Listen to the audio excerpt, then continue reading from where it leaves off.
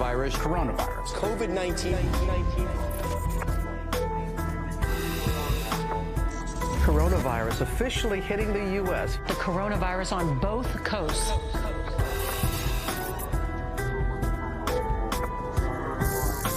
This virus does not respect borders.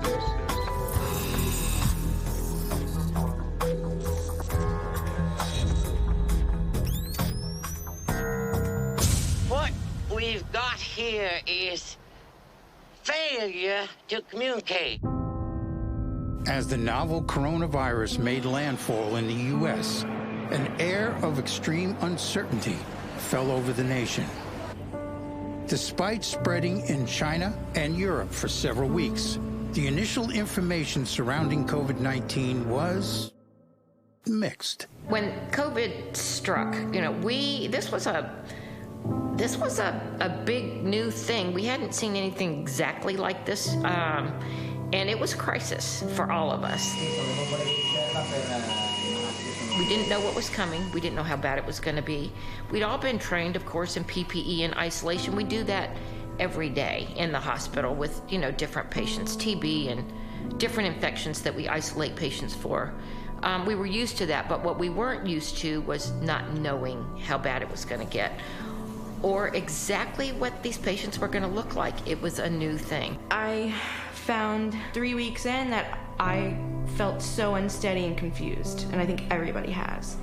And I think that's why a lot of people don't take it seriously. I think that's why a lot of people are taking it way too seriously. It's just really confusing for everyone. So there's so much that we don't know still about COVID in general. Right now, the scientific community thinks that for those aged 18 or so and under, the risk is much lower relative to people who are older. In the spring and summer of 2020, dozens of Georgia residents were interviewed about COVID-19 shutdown policies. Their backgrounds were as diverse as their opinions, but their experience made one thing very clear.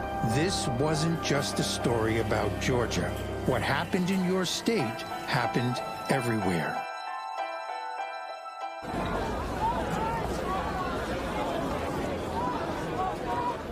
You hear the rhetoric from Republicans is that it's not more severe than the flu. It's not going to harm people as we initially thought it would. And then when you talk to members in the Democratic side, it's very much based on science. There are going to be millions of people dying, and I don't think there's any way to get around that. The immediate risk of this virus to the American public remains low. Somewhere in the neighborhood of 3 to 5%. 0.1% maybe. About 3.4%. Between 2 and 3%. Down to 1%. Around 10%. About 0.6%. An evolving situation similar to the seasonal flu. This is not the common flu, severe influenza season. 10 times more lethal than the seasonal flu. And we know 80% of the population is going to survive. There's a lot of information that is not what the people originally got. And then the news constantly changes. Oh, it stays in the air. Oh, it doesn't stay in the air. Oh, it's in your clothes. Oh, it's not in your clothes. Airborne transmission. It doesn't fly around in the air. Sore throat. Fever, cough, headache, and shortness of breath. An alteration in smell. It's more like a slow burn. The fear is going to cause the damage, not the virus. From the beginning, battle lines were drawn across political and ideological fronts. As conflicting information arose, society became further polarized. There were mayors in different cities or city managers in different cities that assessed the threat of COVID-19 differently. When you got on those group calls, some people took it very seriously. And some people in different community leaders did not. At this point, the pandemic has been politicized so aggressively, so ferociously. And I am fearful that this is because it is an election year, that it makes the stakes much higher.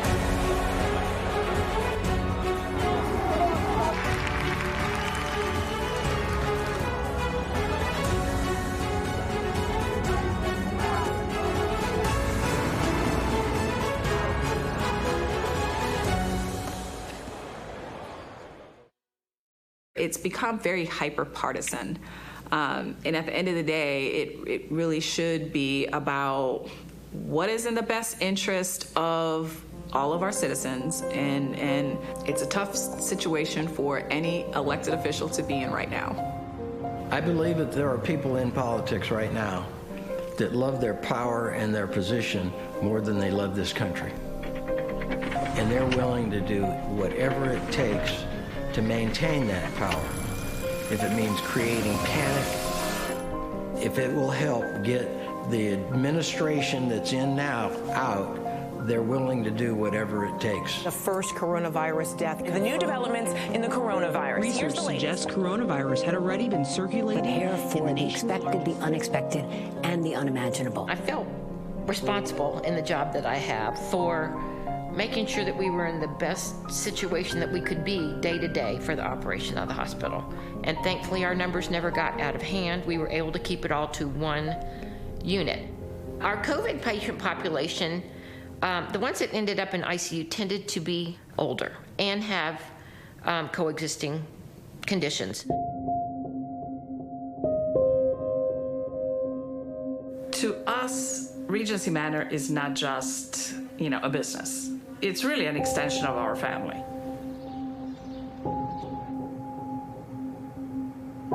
The first month was horrible because we weren't sure if any of us has COVID, so that first 2-3 weeks we would get the residents up in stages. So literally all day, the first month was getting people up, breakfast, lunch, dinner in phases, 2 at a time. So all day long we were eating.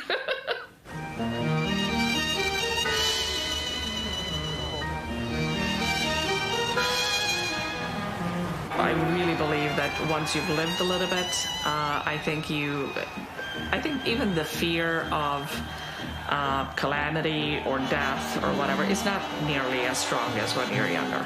I think most of the residents have done great things in their lives, have traveled, have done, a lot of great things. And I don't really think they're necessarily very concerned or afraid of death or, which is kind of a nice thing.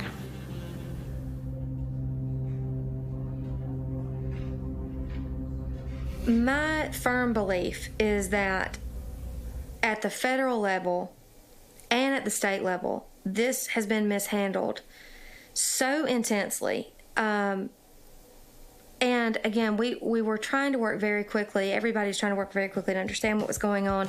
But it became pretty clear early on that those in long-term care facilities, especially those in nursing homes, were very vulnerable.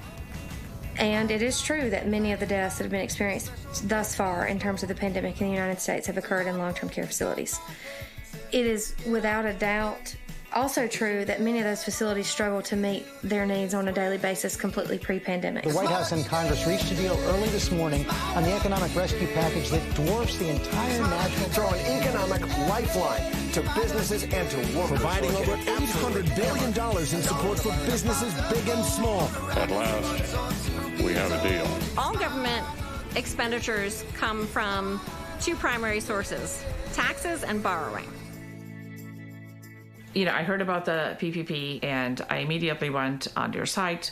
Well, first round, they didn't have their stuff together. I mean, literally, they didn't even take our application.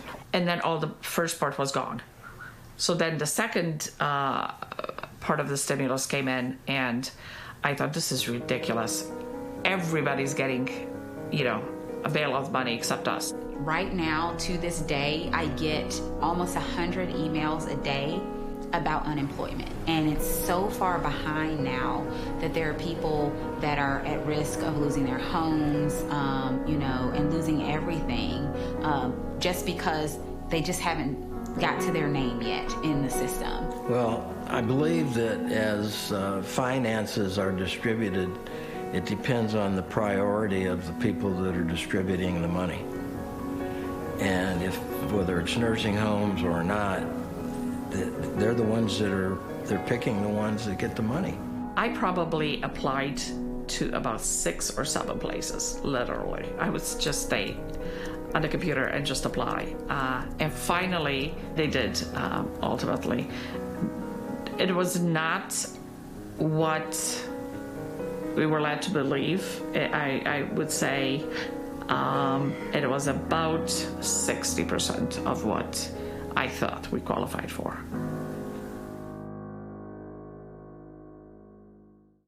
As you adequately put, the problem is choice. As confirmed cases of COVID-19 began to increase, and exactly 1 week after 16 Gwinnett County cities closed all bars and restaurants, Gwinnett County Commission Chairman Charlotte Nash issued a county-wide shelter-in-place order on March 27th. Well, I think the policy itself was sound. I think the county went about it the right way to craft a shelter-in-place order. Did it take time to put in place? Yes, but these things are not done overnight. It was really sort of a joint effort between the county and the cities about the same time. My name is Kurt Yeomans. I am the senior reporter at the Gwinnett Daily Post in Lawrenceville, Georgia. They released a statement saying, we're just going to shut everything down. And that was, of course, before the state stepped in with its own order from the governor, which superseded any local ordinances. We came in at 8 o'clock that morning. It was a one-day special session to give emergency powers to Governor Kemp. And so it was pretty common sense for me as a representative and as a constitutional conservative that I was not going to support the unlimited power, but I would support the 30-day renewal because I thought it was responsible and it was reasonable. We had to have a special session where we all came in during the pandemic, and what we had to do was basically give the governor his emergency powers, and in doing that, we basically relinquished our legislative powers. It actually turned into a 7-hour almost standoff about how long he should have those emergency powers. So there was one camp that basically said we need to come back in 30 days and decide if we're going to renew. And another camp that said we need to give him the power to renew on his own. It came down to a vote, and everybody that said that they were not going to vote for the unlimited voted for the unlimited except me. I'm not sure why a lot of people voted yes to it. I think it had a lot to do with fear of their seats, fear of their power, fear of retribution from the media maybe, fear of retribution from the leadership. On Thursday, April 2nd, following in the footsteps of city and county governments and state governors elsewhere, Georgia Governor Brian Kemp issued a statewide shelter-in-place order. So we had something unique for Gwinnett County that fit the needs of Gwinnett County. The governor's order, what it did, was superseded all that and really trampled the home rule authority or local control of counties, municipalities all across Georgia. It was never said how many lies they might save or how many cases they might avoid. They just wanted to limit the chances that there would be spread in the community in general. They didn't really want anybody to get the disease. The goal to shut down was to minimize the spread of the coronavirus. Really about healthcare supply. A reaction to the numbers. They're saying it was for health reasons. I would think that any crisis would be just as big as the shutdown decision in any crisis, whether it is a natural disaster or man-made disaster or a pandemic. I would think that as a leader, you would have to make a very tough decision on whether to continue operating or to shut down, and always making a decision in the best interest of our constituents. This is one of the toughest decisions that anyone could make. And then when you look at it, everybody was involved. There was no Democrats, there was no Republicans, no Libertarians. Everybody became on board and realized we've got to do something. Specifically, the data that were forefront in that decision really centered around healthcare supply. So there's a lot of language that's been used about flattening the curve. The whole idea, of course, of these shelter-in-place ordinances and policies were to try to basically prevent our healthcare system from being completely overwhelmed. I think it's helping the limit the spread of the virus, you know, the pandemic, and that's what kind of the important message to get to policymakers is that limiting the spread of the virus and kind of stalling along until we can get treatments, therapies, and vaccines will help the economy in the longer run because we'll actually be able to get back into business faster. The governor now issuing a statewide shelter-in-place order. Statewide order for people to stay at home. Stay home.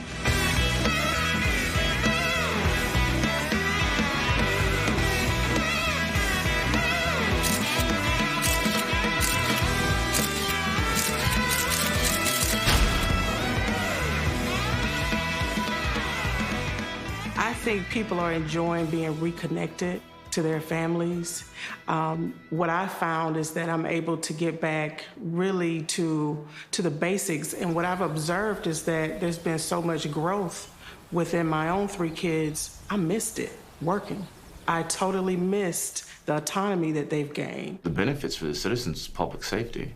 I mean, we're still in the middle of a deadly public health pandemic. And this public health is a vital function of local government, of county government. If I told you, don't go out into the world, don't get any germs, don't associate with anybody, you might remain healthy. You might not get a cold, you might not catch any viruses, but what's that going to do to you emotionally, psychologically, or even physically? There are always going to be challenges in making any decisions because whatever decision you make, whether it's about a law or health or anything else, it's going to affect lives. The social distancing and the shutdowns have the most immediate and direct impact is, of course, in those industries that require in-person kinds of activity. My name is Norman Schultz. This is the Globe, Athens, Georgia. Currently the general manager and also a part owner. We've been watching the situation, obviously, for weeks before, and we actually closed down the 17th, the afternoon of the 17th. That was I believe that was the stay-at-home for Athens-Clarke County, past their separate stay-at-home, and we went ahead and shut down, which is really unusual. The 17th was St. Patrick's Day, which is typically a massive, massive day for us. Formation, Christian Payne in at fullback. He blocks for Chump. Chump breaking tackles. Chump 20, 10, 5. Touchdown, Nick Chubb. Decided just to go ahead and close it down if it was going to be that risky to be open. Then we figured it wasn't worthwhile to be open. And again, the business numbers, the sales just weren't worthwhile anyway.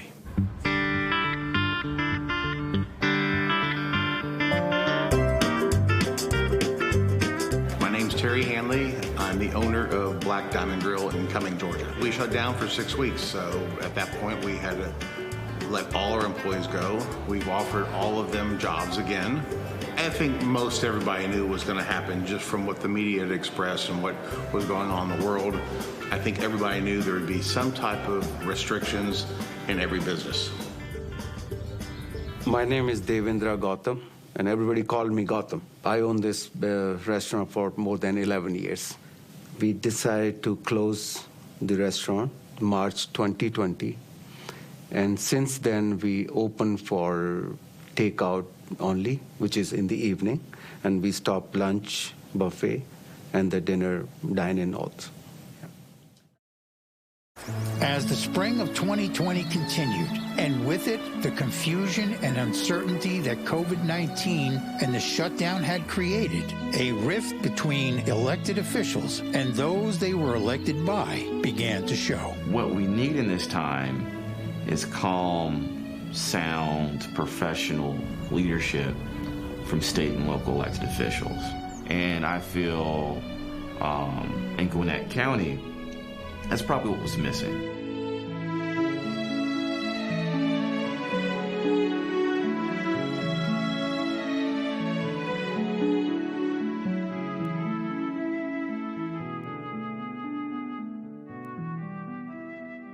Amazing grace, how sweet the sound that saved a wretch like me. I once was lost, but now I'm found. Working together, we can do this. No, I don't think it's appropriate. And if they're withholding information, that doesn't seem very transparent to me. Again, I'm open for transparency. In my campaign, I believe that you should open up, talk to everybody. No, I don't think that the government should withhold information from the public. I think that there needs to be transparency. I wasn't given any information that the public didn't have. There were no hearings on the shutdown. Public in the county level, not really. It was just a joint announcement from the cities. I personally believe that the responsibility of emergency management is, that's the responsibility of the public sector.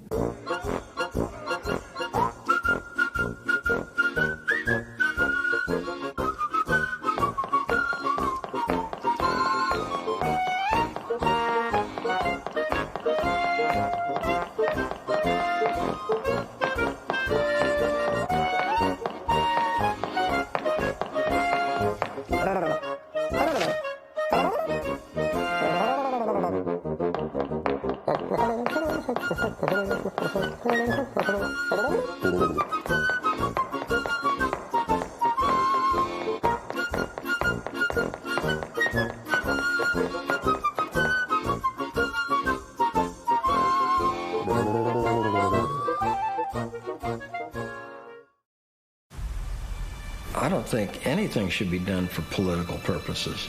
You know, the legislator or the policymaker is going to do whatever they can to protect their seat, right? So when they look at a cost-benefit analysis, it's in any decision that they make, what are they really doing? They're trying to maximize the probability that they get reelected, right? It's unusual for politicians to admit mistakes because that would mean that they're not good leaders. Politicians never admit mistakes unless you catch them with indisputable proof that they have made a mistake.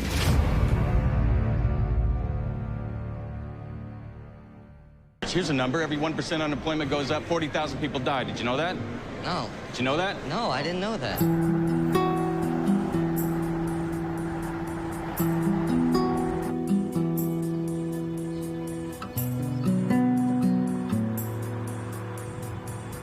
It's the most severe contraction we've had since the Great Depression. Today, a sad day. Early indicators that economists use, like contraction of output, gross domestic product, and unemployment, those numbers are looking really bad. So it's a pretty dire looking situation right now on the employment side. 3.3 million unemployment claims. More than 6.6 million. 17 million. 1 in 5 Americans is out of work. 26 million. 44 million Americans filed. What has changed for me is job loss, access to quality and affordable health care, a decrease of income in my household. People don't have as much footing right now. Their savings are being used to pay bills, to pay rent, get into survival mode with their money. There'll be a shift away from dine-in restaurants towards takeout and delivery. 80% of the restaurant industry jobs are The National gone. Restaurant Association projects some $225 billion in sales could be lost over the next 3 months. People are being fired, especially the people who are working at restaurants as well. I've got a couple of clients and a couple of friends, actually, who have lost their jobs. And one of their restaurants has closed down entirely, so they will not be returning to that job. The uncertainty of not being employed or not knowing where your next paycheck is going to come from or how long you'll be receiving unemployment benefits. We're probably about 40% of our business right now. If we're just at a break-even spot or any restaurant, then there's no reason for them to be open. Then there's businesses closing. The economy may never recover. In this industry, and us specifically, we tend to run, on a almost week-to-week basis as far as cash flow. So having, a couple weeks, at minimum of not having any income whatsoever. I spent a lot of time here with nobody else in the building, poring over numbers and trying to figure stuff out. For many people, school closings in particular were especially damaging. Athens is a college town, and most of our business is based around, at least tangentially to the university. So without the university operating, right now there's just not enough business in town. This week, a massive football party in Athens, Georgia. We have these massive, crazy event weekends where we have an extra couple 100,000 people come into town, and everybody does tremendous business for those time periods, and everyone in this area's rent is based on us being able to operate for those 6 or 7 weekends in the year to be able to cover our rent for the whole rest of the year. So if none of those are in place, no one's going to be able to pay their rent.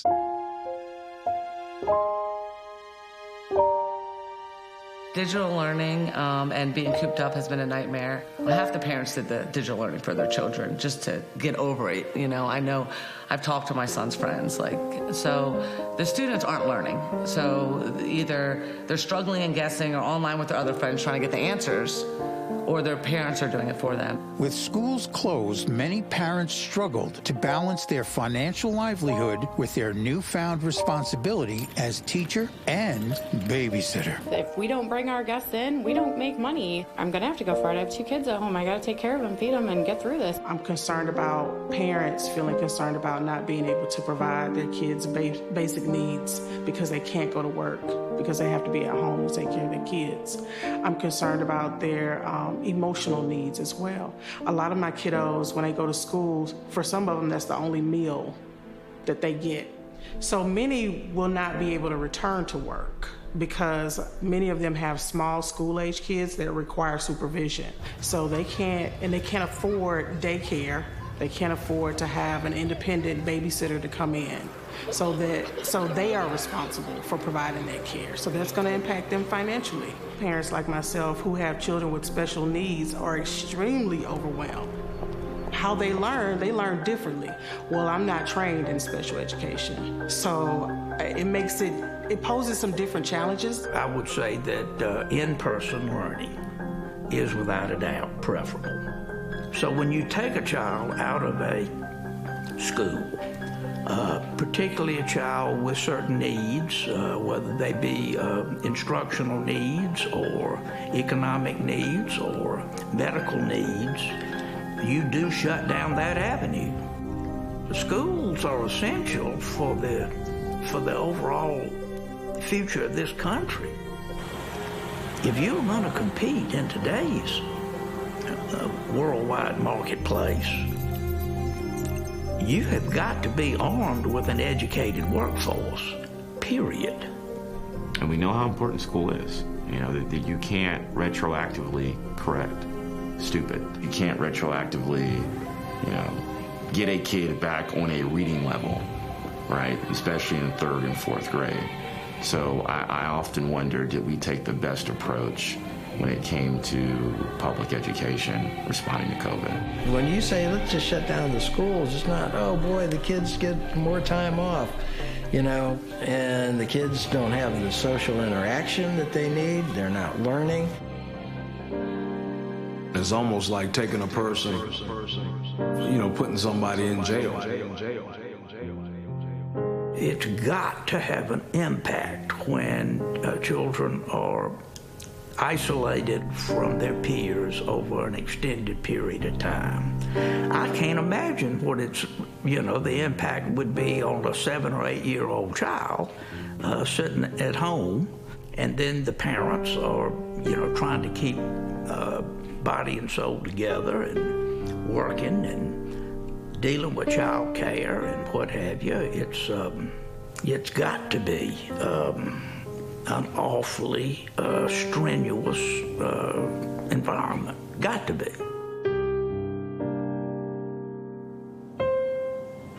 When you think about things that are stressful in people's lives, it's the unknown and the unpredictable and things that don't have a timeline. My name is Dr. Wendy Dickinson. I'm a licensed psychologist and the director at Grow Counseling. We've had a collective traumatic experience, and that doesn't just go away. Most people at some point in their life will have suicidal thoughts. It's a pretty normal experience, even though we don't talk about it a whole lot. So a lot of times that can come from an ongoing mental health issue like depression or anxiety. Sometimes it can come from situations when people just feel overwhelmed. Being at home and being in stressful situations, be it with a partner or a job, or just the stress of the environment in general, just of our society, has led to an increase in substance use, most certainly. My name is Isam White. I'm a licensed clinical social worker. I can't speak to whether or not we'll see a rise and a fall or a rise in suicide attempts. Given the stress that, some people are going to have to endure, and then if they've already got an underlying depressive disorder that may be going untreated because they can't receive services because they've lost their health insurance or they can't afford the rates of a therapist, well, then I think that maybe increases their risk. Spousal abuse is at an all-time high. Why aren't we talking about suicides? I know my son, he's in the Army. Somebody committed suicide at his base a couple weeks ago. Your mental health impacts everything that you do. You have a psychopathology that impacts all of your behaviors. So if we are aware that mental health is important, it makes absolutely no sense for us to react and wait for situations to occur to then respond. Anytime we have a family unit or family system where the stress is increased, it causes other kinds of fallouts. So I think for families and couples, whether they have children or not, there are significant impacts around financial stress, underemployment, unemployment. It can lead to depression, anxiety, even suicidal ideation. I think that there's going to be some mental strain there because of the order. And a lot of people, a lot of families didn't have the necessary skills to cope with that situation. Anytime that you have an economical downturn, you're going to see an increase or an uptick in crime. I think we're going to see some residuals from people, as we do start to open back up, that there's going to be some things that has manifested with people that we probably are not on top of right now. Black Lives Matter and Blue Lives Matter protesters square off. Witnesses say they heard at least 3 gunshots before spotting a victim on the ground. You can see police here now firing tear gas. The nation erupted into scenes of chaos. Portland police say 10 people were arrested following last night's protests.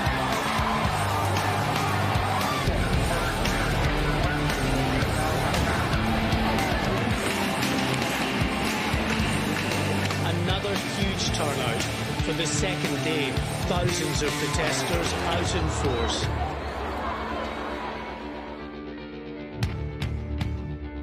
The flip side to families being together, unfortunately, I have a lot of kiddos that I work with who don't reside in safe households. They don't reside in safe communities. There's been an increase in domestic violence calls. I had a woman who I was providing counseling for via telehealth, and she was signaling to me that she was in a dangerous situation. And it was a struggle and somewhat chaotic just to be able to get first responders to her household to ensure her safety.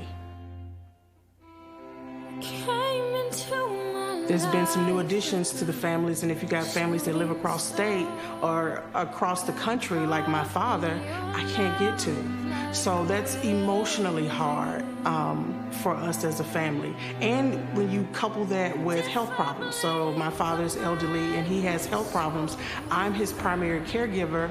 It is a struggle getting him to doctor's appointments. It is a struggle contacting and making those arrangements for him. If you don't go to the doctor because you're afraid, or because the doctor's office is closed, or you don't get your treatment, you don't go to your dialysis, you don't do it, you're increasing the chances of either getting sicker or dying.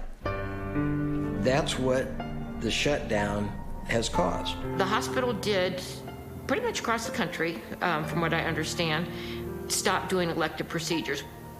Particularly people with stroke symptoms and chest pain not coming in. We did see some people that had chest pain and should have come in immediately and waited, and there was nationally a rise in strokes and heart attacks. I got a call from a friend whose husband had fallen, passed out, filleted his face open, and she was afraid to come bring him to the emergency room, and he obviously needed to come. So when it comes to the issue of elective surgeries and the fact that many hospitals discontinued elective surgeries, and the word elective here is a little bit misleading because it doesn't mean that the surgery was actually not important or couldn't save a life.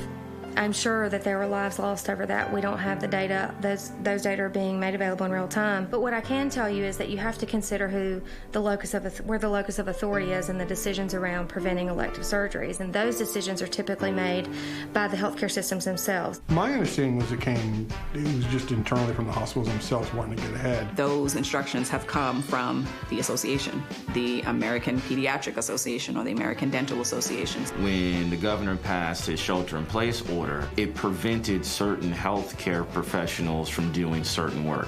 I don't know where the directive to stop the elective surgeries came from.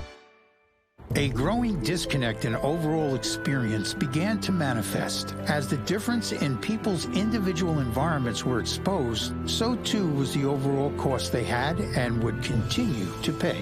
What I've been able to do is have conversations with people who seem disconnected, and what I've noticed is that the only thing about their lives that changed was being able to visit family and friends. They were able to pay their bills on time. They were still able to feed their families. They didn't lose access to quality, affordable health care. In a written statement, Gwinnett County Commission Chairman Charlotte Nash thanked businesses and residents for their temporary sacrifices. I think citizens were making temporary sacrifices with handling their day-to-day, activities. Such as going to the barbershop, nail salons, grocery stores, being out in public, attending some of our, parks and recreation and beaches and that kind of thing. I think they had to make temporary sacrifices. The sacrifices that Americans are experiencing, these sacrifices are significant and they are not temporary.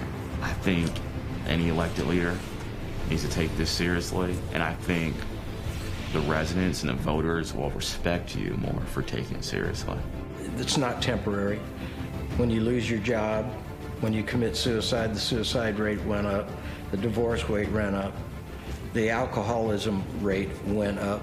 Those are not temporary situations. And not to mention the number of people that lost their businesses and they put their life savings into those businesses. That's not temporary.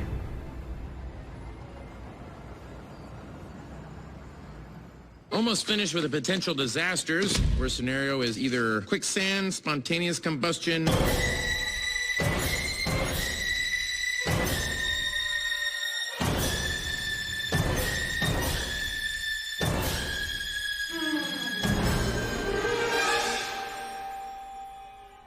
There's a part of our brain that is the most primal part of our brain that keeps us alive. It's the part that jumps out of the way when we drop a knife before we even realize that we've dropped the knife or the pair of scissors. So we're constantly hardwired for survival.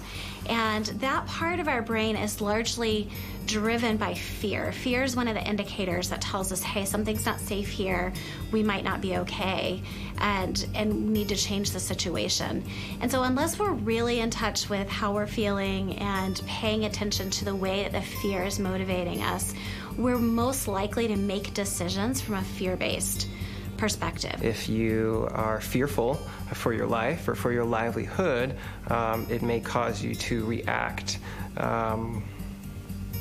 first without maybe thinking or considering the logic or the numbers or the science or the statistics. If a person catches it, then there's one of three things are going to happen. You're either going to be asymptomatic, well, I'll say four things. You're going to be asymptomatic, you're going to have mild symptoms, you're going to have really, really bad symptoms that might be life-threatening, or you might die from the virus. And unfortunately, what we've seen with this virus is that part is a lottery. We have been taking it very seriously. I think it's a very serious issue. So there's a gamble in this. Clear and convincing evidence. Putting up my own guidelines. It's better to be safe than sorry. If we overreacted, thank God we overreacted. How serious is it? As we get more data going forward, It's just so much higher. It's a roller coaster ride. The likelihood versus the possibility are two different things. Because you never know what you don't know. Always based on data. The whole idea, well, children barely, get very sick, or if they do get sick, they don't die. And the numbers don't show that. I absolutely believe that the media, local, national, is pandering to a certain group of people, and it's amazing how many of the people that run these different news organizations are related through marriage or business or some other way to the politicians that want to see the present president and others out. It's just amazing to see that, and to publish information to cause panic, disruption, and disrupt people's lives the way that they have. I think it's criminal. Fear, I think it's fear-driven and emotional. And I didn't know Americans were so scared. And I'm like, wow, it's just really, the percentage is it's just so low. I'm sure there's people that legitimately died. I'm not saying that. And I'm not discrediting the life of the people that love them, okay? But people die every day. And now you crush our economy. It's not about money. It's not that I don't care. You crush families. People are going to be homeless because of this. People are going to lose their homes. People are going to be on the streets. You're putting women, men, and children on the streets. They played off our fear and people's emotion. The fear is, oh my God, you're going to die, you're going to die, you're going to die. And the emotion is, if you don't stay home and stay safe, you don't care about other people. Many began to see the media as a chief contributor to the country's divisiveness. I mean, even locally, we get people who they just don't like us reporting the numbers because they think we're overplaying it. They believe we're blowing out of proportion. I mean, that's essentially it. The liberal media wants to shut everything down and their collusion with the Democrats and blow us out of proportion. Deaths are rising in at least 17 states. One day this week, there was a death nearly every minute. The worsening coronavirus outbreak. Here are the very latest details this morning. In the nation's 3 most populous states, things are going from bad to worse. That's exactly what they did, and we fell right in line. And I've expected more from. I thought more people, maybe people aren't such free thinkers. Maybe people are so in tune to what they're told.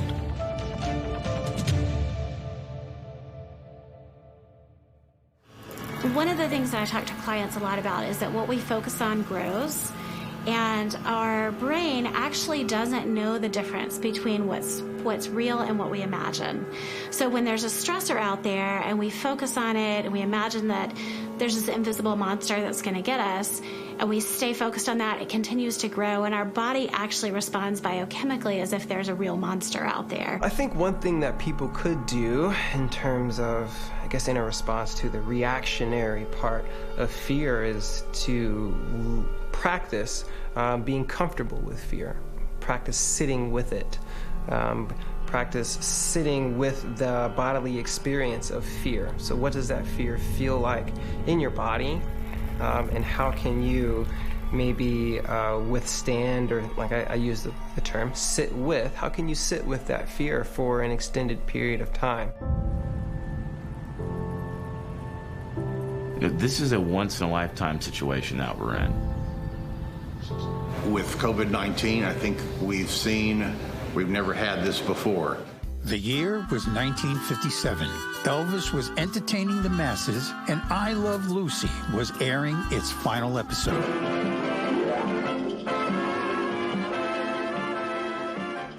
New advances in science and technology were capturing the attention of Americans everywhere. And while local industries boomed, something else was happening. A new strain of the influenza virus was killing 116,000 Americans. Like COVID-19, it was especially dangerous to the elderly population. But in a frightening twist, the virus could be fatal to pregnant women as well. The U.S. population was half its current size, and life expectancy was nearly 10 years less. However, without a 24-hour news cycle, hungry for eyeballs hardly anyone noticed, and next to nothing was shut down. Other than a renewed commitment to basic hygiene, American life went on as usual. I don't remember that. I don't remember that. I do remember flu epidemics that popped up from time to time, but I don't remember that specific one. But I honestly do not recall anything unusual taking place around my home or in my school associated with it. Again, years back, a few years ago, was it the H1N1, the swine flu? It was killing people. The avian bird flu was killing people. And what was scaring me to death is that one year it was killing little kids. And that's all the world news was scaring me about. And I had two younger ones. They were younger then. Scared me to death at night nearly. And eventually, guess what? It fades away because Hawaii has a volcano and starts erupting, and no more you hear about the flu. It just goes away. So sometimes I wonder, does media like to blow it up too much? Or do they give us too much, too little? We begin tonight with a stunning number, 150,000. Deaths from coronavirus in the United States have surpassed 160,000. Total U.S. death toll now nearing 170,000. In the United States, around 3 million people die on average every year. The death rate is just under 900 deaths per 100,000 people in the population. Life expectancy currently stands at 78.6 years, and the infant mortality rate is about 6 deaths per 1,000 live births. The leading causes of death in the U.S. are heart disease and cancer, with over 1 million on average combined. Other common causes include accidents, with about 170,000 deaths every year, and chronic lower respiratory disease with 160,000. About 150,000 people die every year from stroke. And Alzheimer's disease kills about 120,000 Americans every 12 months. Over 80,000 people perish yearly from diabetes. And the flu and pneumonia send almost 60,000 people to their ultimate demise over the course of 52 weeks. And finally, suicide results in under 50,000 fatalities annually. The numbers aren't even close to correct. I have yet to meet one person, and I talk a lot to a lot of people. I ask every single person, do they personally know somebody that's died of COVID-19? And nobody can say yes. Adding to an already full load of problems, many people also began to grow suspicious of reported cases and deaths. My mechanic, his name is Sal, his aunt just died of some type of terminal cancer. They put her down for COVID-19, didn't test her for COVID-19. It's interesting. I've had a few people pass away, not because of COVID, but they've been marked as COVID deaths. I don't know anyone personally who's had it. I know people who had some symptoms, and we've kind of assumed that's probably what it was. A friend of mine, he was, I believe, in his 60s. He had a heart attack. He was very healthy. He was making a veggie smoothie for him and his wife and his paraplegic son, and he had a heart attack. and they tested him and his wife, his body. They tested his body, and he was positive, and so was she. They took another test and they were negative, but they listed him as a COVID death, and therefore the funeral, she couldn't be touched, she couldn't receive hugs, she had a mask on, everybody was uncomfortable, and they have discontinued her food train. She's not receiving any dinners. It's just really, I'm actually getting emotional. I haven't cried about this yet, but it's just frustrating.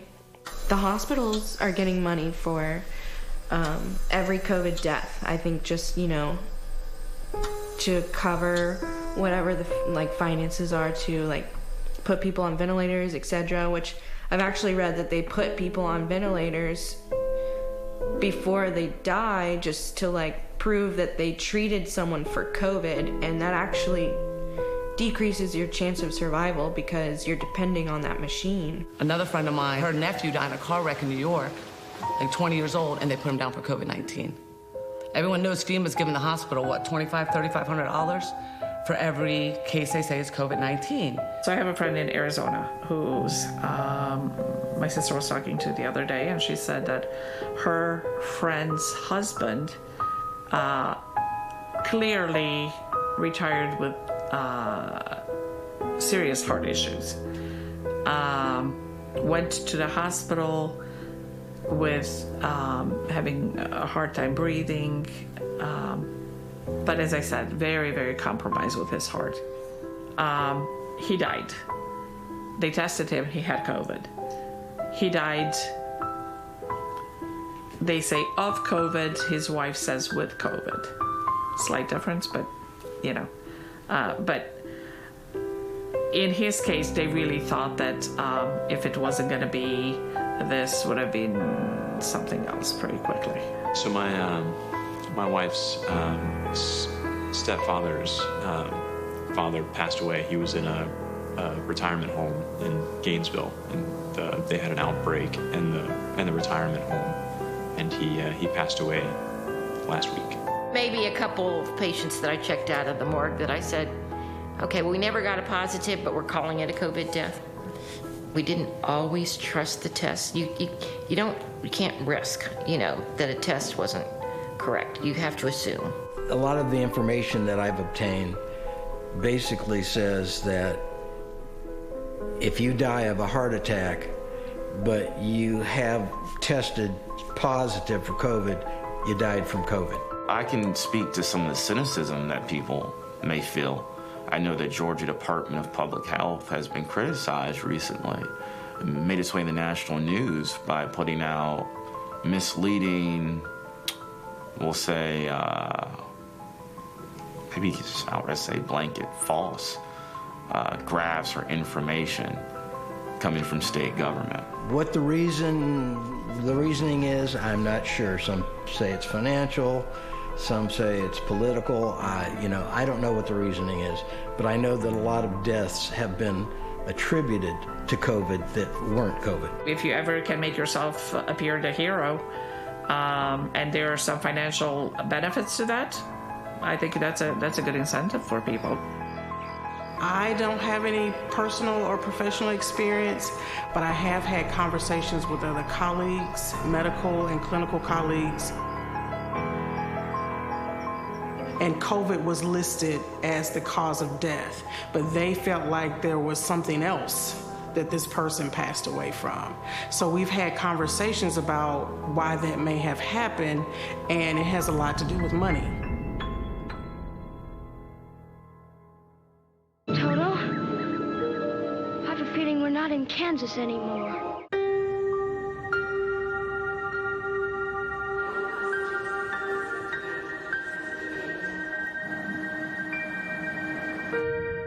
There are a lot of people right now that don't have hope. They don't have jobs. They live in areas that are deteriorating. I think it really changes our expectations of how stable life is going to be. We as a people are resilient. When we go through adversity, we become stronger. Anytime we've had a challenge, it's never been easy, right? Whether it was World War II, whether it was recovering from 9/11, whether it was recovering from the Great Recession.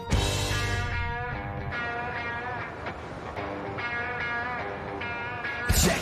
You're 21 and you never had this feeling. Shake your clothes, it's not the answer, just keep breathing. You faded out, getting kinda hard to reach in. Just come with us and we'll show you how we live, because we are so young. I'm hoping this toughens us up. I think it's toughened me up. We've become a lot more aware of my effect on the world and people around me. And it's amazing how connected we really are.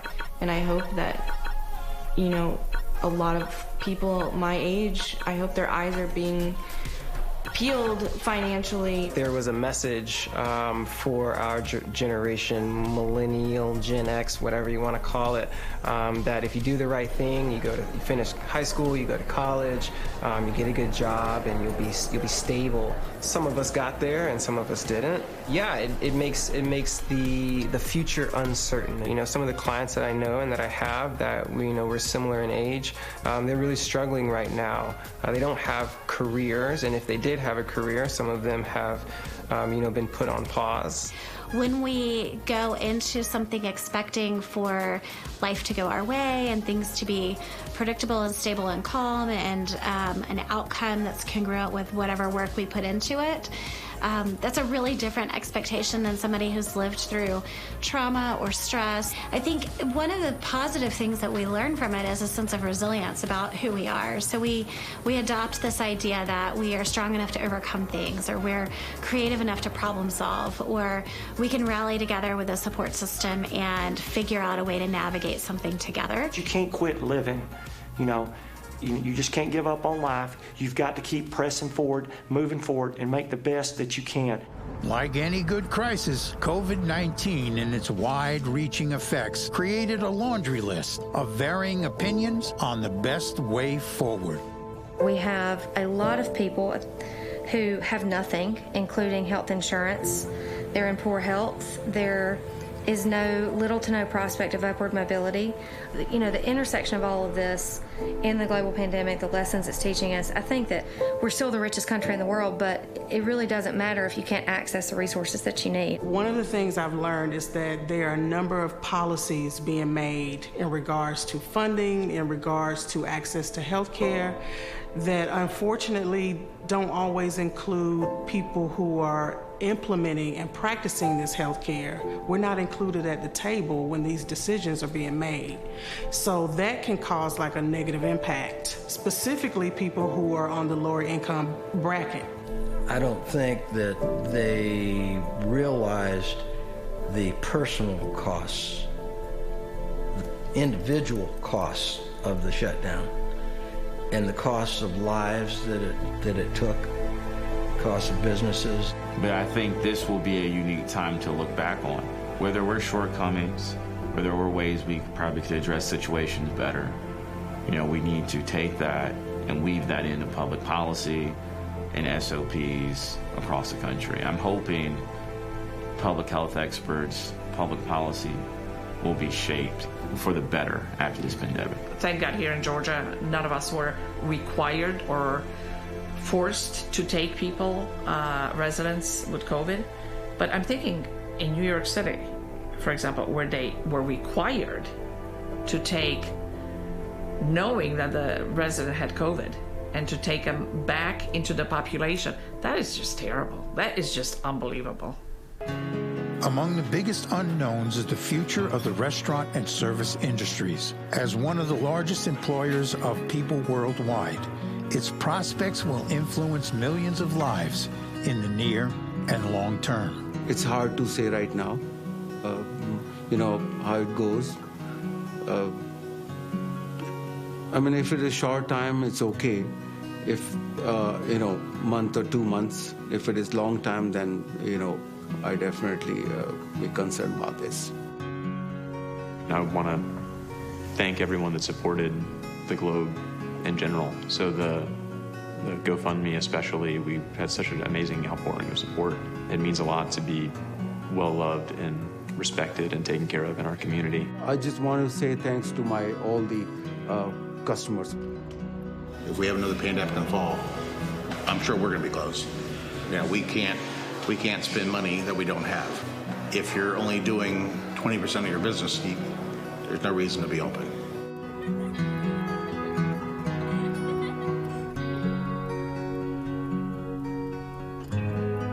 My parents are 80, and suddenly I wasn't able to see them. And it got kind of nerve-wracking. I started cross-stitching. I went and bought a God Bless America cross-stitch pattern and essentially prayed over the nation and all of the first responders as I cross-stitched it. And I had my dad in mind when I did it.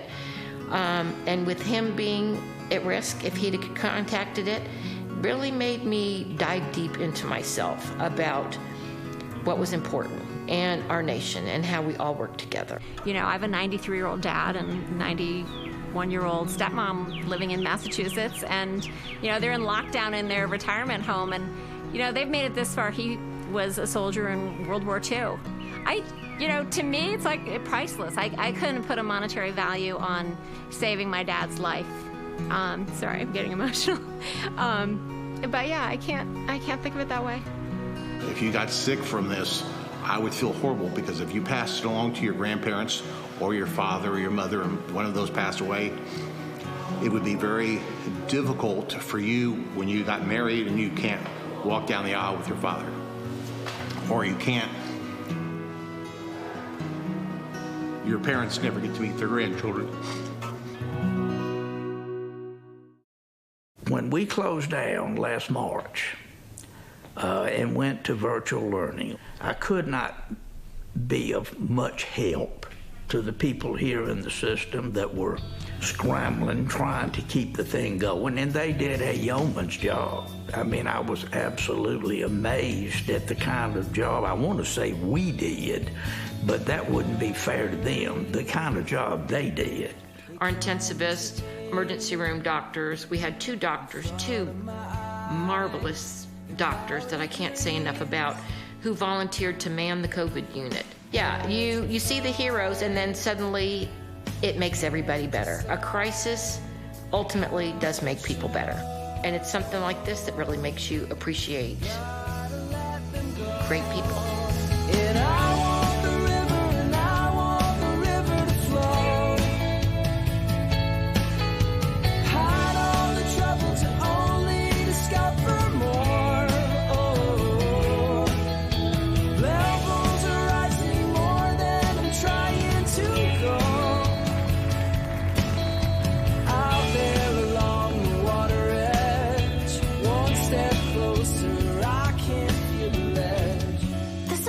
one-size-fits-all scenario, right? So I think everybody has been impacted in some way by the shutdown, by the quarantine, by COVID-19. How do you get caught off guard by nature? I don't know how we keep getting caught off guard by certain things. This isn't the first pandemic that's happened. So how are we not better prepared? I have what's called a wish list that I leave for Santa Claus every year. I'll put that on my wish list. Well, in the future, we need to have a plan. You know, we need to have certain criteria available to us to help us make that kind of a decision or not. And we're going to have to start gathering that information now, because evidently we didn't have it before. I just, worry about what we've got going on around us and how long it's going to take to deal with it and what the situation is going to be after it's run its course. I mean, it's doing damage. There's no question about it. It's doing damage as we speak on all kind of fronts. And I just hope it ends soon. I'm interested to see what happens in the future. We can't shut down again. It's just too much. It's going to be too much on too many people. Only time will tell. We'll have to wait and see. we have the tools to be able to estimate how many lives have been saved from shelter in place. That's definitely something that we can do, and actually I can tell you I already know of a whole gaggle of economists that are working to do that right now with the latest available data that we have. It's very clear to me that we'll have the data and the tools to be able to answer that question. What's not clear to me is whether or not the policymakers and society in general is going to be open to the answers, what the answers are.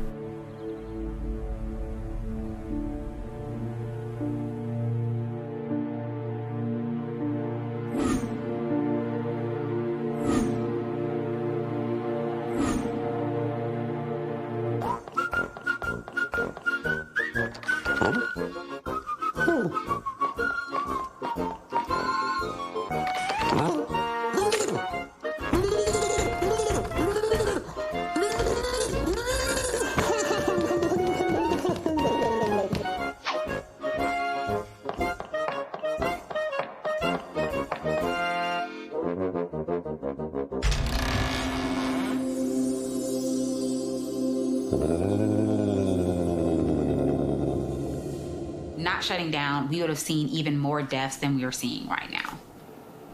Could you point us to a report that would support that?